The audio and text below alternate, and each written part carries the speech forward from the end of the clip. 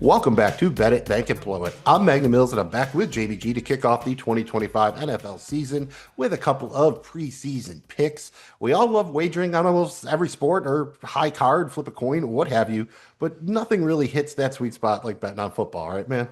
It is literally the best, the biggest menu, the most optionality, and there's just something fun about it all happening at once on a Sunday afternoon. I am Jamie G. Some call me Esquire the Fifth, Mayor of the 19th Hole, fan of Josh Allen, consumer of wine and bourbon, and good old-fashioned American beer. Glad to be here with you guys. This is Bet It, Bank It, Blow It.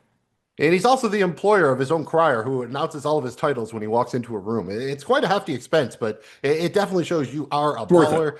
And, we're trying to ball here, maybe on a budget, but that's what we do on Bet It, Bank It, Blow It. We are presented by Seize the Gap Fantasy Football. Find our content wherever you get your podcasts and on YouTube. Find us on social media at Seize the Gap FF and on the web at seizethegapff.com. Very simple and easy to remember, just like the flaps, FLAPS. Follow, like, and please subscribe if you had fun. Don't forget the thumb. And you need to know a couple things before we kick off here. First of all, we are not affiliated with DraftKings, but we are getting our odds and wagers from the DK Sportsbook, and everything is accurate as of August 28th, 2025. And here on Bet It, Bank It, Blow It, all of our wagers are in our preferred currency, the cricket coin. In cricket, we trust. And in It's Always Sunny in Philadelphia, we trust. They just wrapped up their phenomenal 17th season. So if you got the Hulu, make sure you are checking that out.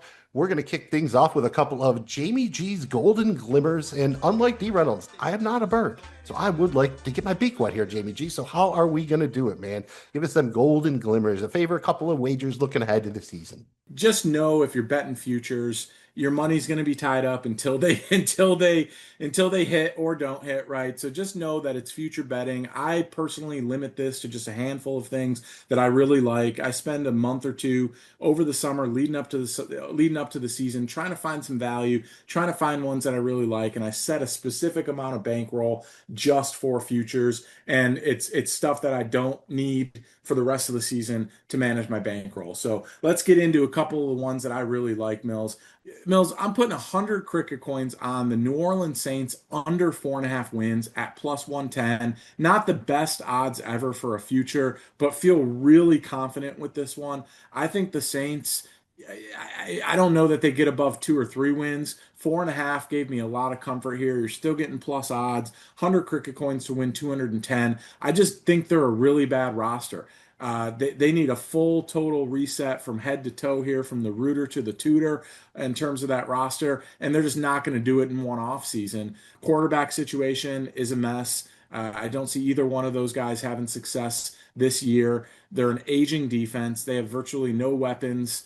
I just, I can't see them having a ton of success here and winning more than two. Their division, I think everyone else in the division got noticeably better. So it's not even that, hey, this is a terrible division. It's not the best in the league, but I think it's going to be competitive enough. Will they maybe win one they're not supposed to and win another one? Yeah, but I can't see them getting to 5 wins. So really like this one at plus 110. I think that makes a lot of sense. You're not really getting a good number if you go up to the under 5.5. You're at minus 175, so that's basically 4 or 5 wins, which feels pretty safe. But if you go down to under 3.5, you're only getting plus 200. And I Yeah. feel really weird. I feel like the Saints are going to bookend the season with wins. They're going to beat the Cardinals in week 1, and then they're going to win in week 18 against the Bucks because the Bucks have nothing to play for. So that'll be 2 wins kind of right there. Are you with me on that? I think it's pretty close to the money line odds, but you get into this because you gave me your picks. I was just doing a little research into them, and you could pick one where they win their first game. And I really think their best shot is going to be that opening week. We see it every year, right? Everyone's going to be creeper survivor pick who doesn't want to use the Broncos. It just feels like they get the feel good win, right? We saw them do it the last Yeah. couple of years, even. They start out okay, and then everything falls apart. Will not shock me at all to see Yes. them upset the Cardinals and then lose 10 straight. Yeah, I totally agree. That game against the Cardinals feels very trappy. I will likely be avoiding that one, but seeing them put together 5 wins, I just feel comfortable with that. And I think that the number's good enough, and I'm mitigating it with a little bit of safety there, buying an extra game. So from 3.5 to 4.5. Mills, I'm also going to put 100 cricket coins on the LA Rams to win the division out there in the NFC West. I know everybody's looking at San Francisco, and honestly, this was one I thought about a lot as the summer unfolded. I know everything that went down in San Francisco, getting Brock Purdy done, and they traded away Debo. Ayuk, we don't know when he's coming back. There's some holes on that roster, man. Whereas I look at the Rams. I think that they could have one of their better offensive performances this year if they just get enough out of Devontae Adams. Puka Nacua is set to go absolutely nuts. Matthew Stafford worried me with the back, but I think he's going to be fine. The dude's a warrior. I think he's got one more ride left in him here for this season. And you couple that with what the Rams have done on defense, particularly their front. It is young, it is aggressive, it gets after it. It is set up to wreak havoc in that division. The good coaching coupled with all those things, man, I really like the Rams here, and you're getting a little bit more juice than you are eating the chalk with San Francisco here at plus 200. So taking the Rams to win the division. 100 cricket coins there to win 300. I will completely co-sign with you on that one. I can absolutely see the 49ers starting out pretty hot, but I just don't think they have any depth at all. They have basically no margin error. Like you said, no Ayuk the first 6 weeks, I think. You don't even know Jennings is going to play the first week. I mean, they're signing guys off the street who are probably going to be playing snaps in week one. Trading for Brian Robinson tells you that they can't be that comfortable about Christian McCaffrey's health and their situation behind him. It just feels like we might be seeing Mac Jones take some snaps from them this year. So we'll see how it goes, but I absolutely love that call. I think by the time we hit week 8 or so, the Rams are ascending, 49ers are descending, and you're going to get much better odds on that now than you will later in the season, which is definitely the way you want to be with a futures bet. You want to be getting the best number you can. That's what we like to do. We like to stack the coins, but we also like to party like Thornton Mellon whenever we can find time. And I may or may not have rewatched Back to School recently, and it is still awesome. You forget that Robert Downey Jr. was in that. Young Robert Downey Jr. Sam Kinison, very fun. Check out Back to School. I believe it's on Amazon Prime. But that's got us in the mood to partay. So let's check out the Parlay Partay. In JBG, I want to party like I'm at Texas State University with Sinbad in the 90s. So that I need at least a decent amount of cash. I don't need $1 million, but I need a couple bucks. So can you help me out? I think I've got just the thing for you, brother. I got a nice two-leg division winner parlay. Got the odds boosted up to plus 328. And I feel really good and safe about this. Leg one, I've got the Ravens winning the AFC North, being the champions in that division. I just think they're head and shoulders above everybody else in there. Pittsburgh, I worry that they'll probably, God bless Mike Tomlin. They'll find a way to win 9 games and maybe sneak into the playoffs. I can't see him winning that division. Cleveland's a little bit of a mess. And when you look at Cincinnati, while they have the offense to make a legitimate threat, they're just not a complete football team with the defense side of the football, and it's just really bad. And I worry about how they're going to be able to stop anybody. So you're going to get an absolute shootouts there. Baltimore is a way more complete team. I feel really good about them winning the division. They're minus 170 on their by themselves. Leg two Mills. I've got Detroit Lions as the NFC North champs, winning the NFC North. They're plus 170 by themselves. I think Detroit, when you look at this, the reason why you're getting this number is because the two coordinators left, right? But I think what everyone forgets is that yes, Minnesota had a great season last year with Sam Darnold and it surprised a lot of people. We have no idea what we're going to see out of JJ McCarthy, and there's got to be some ups and downs with him, no matter how good he might be. I just don't expect a Jaden Daniels type season out of him. It doesn't mean he's not going to be a great football player. Vikings fans, don't send me death threats. I'm just saying it's a mystery. Green Bay, equally a mystery. I worry that they might not even be able to make the playoffs. No idea what's going on there, what their identity is going to be as a football team. And so, in Chicago, I think they'll be better, but I really think Detroit, man, I think Dan Campbell has taken this as a personal challenge. They have the best roster, in my opinion, in that division. He's still there. He may have lost his offensive coordinator, may have lost his defensive coordinator. He's still there. And I think they have the depth, they have the talent. I really like Detroit to win that. Combine those two Mills, we're getting plus 328 odds, 100 cricket coins there to take back 428. That's what we call pretty nice little payday. I think the reason their number is what it is just because the NFC North, at least all four teams, you can see how they could all be good, right? But they all Yeah. have such flaws. I mean, the Bears, obviously, you have the new coach, new system, new everything. Williams was disappointing last year. Obviously, the Vikings with an unknown. McCarthy is basically a rookie. I mean, throw the Jaden Daniels season out. I don't think he can have the Sam Darnold season from last year. And then the Packers are the youngest team in the NFL. So, yes, they all have upside, but you can certainly see a path here. And that's the one thing that Dan Campbell has brought to the Lions over the years is the consistency. So, what it sounds like you're saying here is it's going to be they're the kings in the north, right? This is the whole house Stark thing you're doing here. We know you are a Winterfell man, and just for the record, if you actually went with the Lions and the Ravens in the Super Bowl, it's plus 2,800 if just betting on those two being in the Super Bowl for the house Stark Super Bowl, which is actually the third best odds of any Super Bowl matchup. So again, all the odds seem to make sense here. You never want to call it football bet safe. But I think unless you're throwing your Bills in there and at minus 330, it's not worth to throw that into a parlay. I think this is the two-legger I would be most comfortable with as well. So I think that makes a lot of sense. I'm going to go ahead and give you a break here so you can get ready for the grand finale. I'm going to have a little fun here with my 3 degrees of degeneracy. We're going to start out. What if you only have one coin? A singular coin, a dollar, just one. What are you going to do with it? This is the $1 Bob. It's the Price is Right special, the Bob Barker. I'm going to say if you got $1, run one cricket coin, throw it on Brock Bowers to break the NFL regular season tight end touchdown record. That is 18 plus. That's how they have it on DraftKings. Gronkowski had 18, so I guess they're counting a tie, but that's plus 5,000. So even if you're only throwing a dollar on it, one coin, you're still coming back with 51 coins. Might not sound like a lot, but it's 50 more times than you had to start with. That's a lot of coin. It takes a while to build it up when you're starting small. So what if you're like Lucille Bluth, man? You want a banana. How much could it cost? $10? That's how much a Lucille Bluth banana cost back in the early 2000s. And the crazy part is we're almost there. But if you have the $10, you want to turn it into something more. Well, let's do a divisional thing. This will be fun. How about in the NFC West, the player with the most rushing yards will be Zach Charbonnet. You're getting plus 3,500 on this, so 10 coins brings you back 360 coins. That is a sweet return. And don't get it twisted. Kenneth Walker has much shorter odds than that. Charbonnet's now the starting running back. I think that's the way it's going to stay. This is a coaching staff that didn't draft Walker. I think they're just sick of him being unavailable. He is just nicked up all the time. Hasn't broken 1,000 yards since his rookie season. He's an impending free agent. Wouldn't even shock me if he got traded. Meanwhile, Charbonnet looks great. His competition in that division, Christian McCaffrey, who I think we both feel very comfortably, maybe he plays 12 games. You just worry about that. And then on the Rams, they re-signed Kyron Williams, and they won't shut up about Blake Corum and Jarquez Hunter.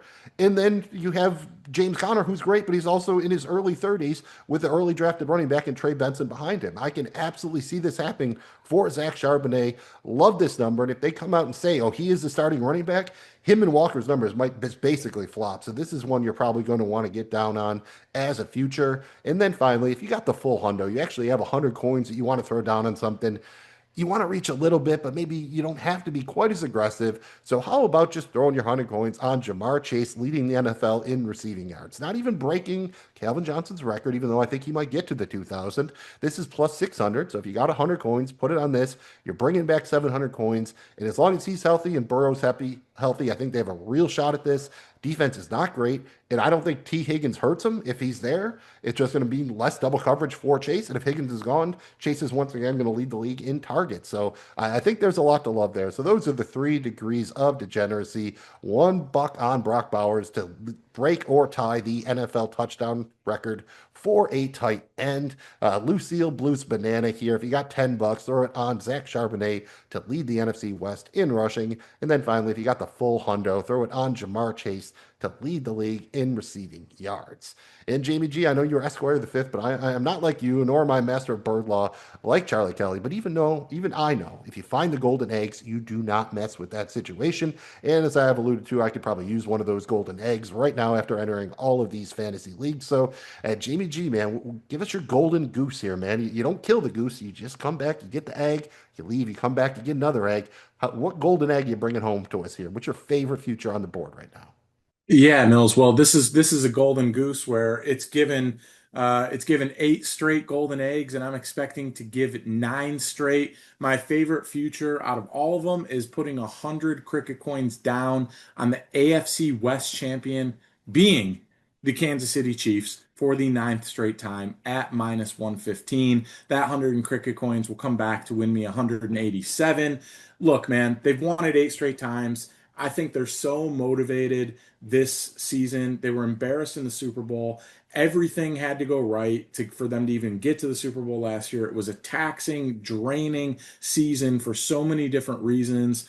I think all that's been flushed out. And I think they are a motivated football team that's going to come in. They've got a tough schedule this year when you look at it, particularly the first half of the schedule. They're going to be without Rashee Rice, it looks like, for 6 games. But I can really see them putting things together down the stretch here. They'll find ways to win the close ones. They always do. The division is improved, but with the Chargers losing Slater, it's just enough for me to think that that's not going to be too big of an issue. I think the Raiders are always play Kansas City Chiefs. They're tough. They're going to be improved, but I still don't think it matters. In Denver, they're a very good team. But man, dude, I just think Kansas City is going to be possessed this year. I just 9 straight seasons. They'll have a chance if they do this to next year to tie what New England did, and that's 10 straight seasons.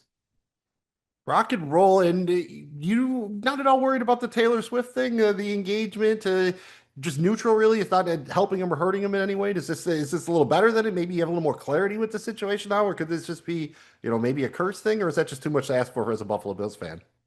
I mean, I want it to be. I'll gladly lose the $100 here if that's the case, and eat my crow on this. But I just think this is Kelsey's last ride. I don't know that they need Kelsey to win football games. He'll have his moments for sure. For what it's worth, I thought he looked better in the preseason, more fluid, moving around a little bit better, finding the soft spots. That's his game now. But I think the days of him taking over football games are over. I think they're going to win on Patrick Mahomes' shoulders and his right throwing arm, and I think they're going to find a way to play really good defense and do enough offensively. I think they're going to be better on offense this year than they were last year or the year prior. Yeah, to your point, man, when you've done it this consistently for this long, it's very difficult to go against it. So, if the one thing they have proven is they're not going to shoot themselves in the foot. If you leave them even the tiniest window to win, they will find it, even if it seems impossible. Like Ralph Wiggum failing English, although that was impossible, not impossible. Weird stuff happens, especially last year in that stupid Raiders game. And yeah, you leave the room for 1 minute, and all of a sudden Kansas City's winning. That happened about 3 times last year. Maybe it doesn't need to happen that much this year, but either way, they need to win that division so Jamie G's Buffalo Bills can still get one more crack at handling the Bidnet in the playoffs. Is there any more Bidnet you want to handle before we get out of here, man? Anything kind of jumping out at you in terms of preseason wagering? Any line movement? Anything jumping out at you? One team you all of a sudden up or down on? Anything else? Yeah, not at this time. We'll be back to talk about some stuff as we get towards our week 1 picks. But I just encourage you guys when you're thinking about futures, take some time, man. The season's going to be here before you know it. You will see some massive lines move on these futures as we get into closer to the season and once the season starts. So be smart with your bankroll. Find a couple that you really like, and if you find ones that you like, let us know. We'd love to hear them and have some fun with it, man. But don't blow your wad on futures. And just like you'll hear both myself and Mills say when we kick off Bet It, Bank It, Blow It, our week 1 picks, don't blow your load on week 1. We got a bunch of weeks. It'll go by fast. It always does, but it's a long season. Let's be smart. Let's be smart about it, and let's make sure we're profitable in our picks. So best of luck with the futures. Let us know what you're targeting and what you came up with this preseason, this summer. Love to hear it, and you can get at us and let us know after you like and subscribe to this video, and only after, only after. Otherwise, I don't want to hear from you.